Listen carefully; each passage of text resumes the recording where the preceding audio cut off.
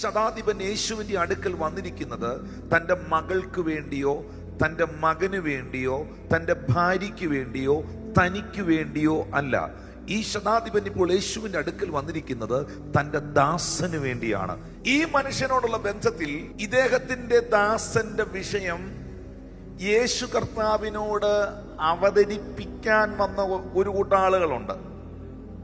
ആ അവതരിപ്പിക്കാൻ വന്നവരാണ് ലൂക്കോസ് 7:5 യേശുവിനോട് പറയുന്നത്, അവൻ നമ്മുടെ ജനത്തെ സ്നേഹിക്കുന്നു. ഇതൊന്നും യേശു പറഞ്ഞതല്ല, അവനും പറഞ്ഞതല്ല, കൂടുള്ളവർ പറഞ്ഞ.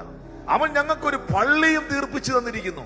പക്ഷേ യേശു കർത്താവ് ഇതെല്ലാം കേൾക്കുന്നുണ്ടെങ്കിലും യേശു അവനെ കണ്ടപ്പോൾ അവൻ പള്ളി വെച്ചു കൊടുത്തതോ ജനത്തെ സ്നേഹിച്ചതോ ഒക്കെ അവിടെ നിൽക്കട്ടെ, അവൻ വ്യക്തിപരമായി യേശുവിന്റെ മുമ്പിൽ വന്ന് നിന്നുകൊണ്ട് യേശുവിനോട് പറഞ്ഞ വാക്കും അവന്റെ ഹൃദയവും അവന്റെ പെരുമാറ്റവും സകല ഹൃദയത്തെ മറിയുന്ന കർത്താവ് ഡിസൈൻ ചെയ്തപ്പോൾ കർത്താവ് അവനോട് പറയുന്നു, യു ആർ ദ ഗ്രേറ്റ് മാൻ.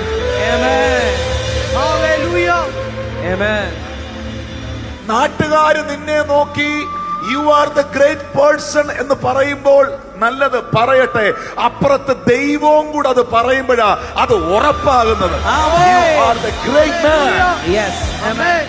ദൈവം നമ്മളെ അണ്ടർസ്റ്റാൻഡ് ചെയ്യുമ്പോഴാണ്, ദൈവം നമ്മളെ മനസ്സിലാക്കുമ്പോഴാണ്, ദൈവം നമ്മളുടെ പ്രവൃത്തികളെ അറിയുമ്പോഴാണ് നമ്മുടെ ജീവിതത്തിലെ പ്രാർത്ഥനകൾക്ക് മറുപടികൾ ഉണ്ടാകുന്നത്.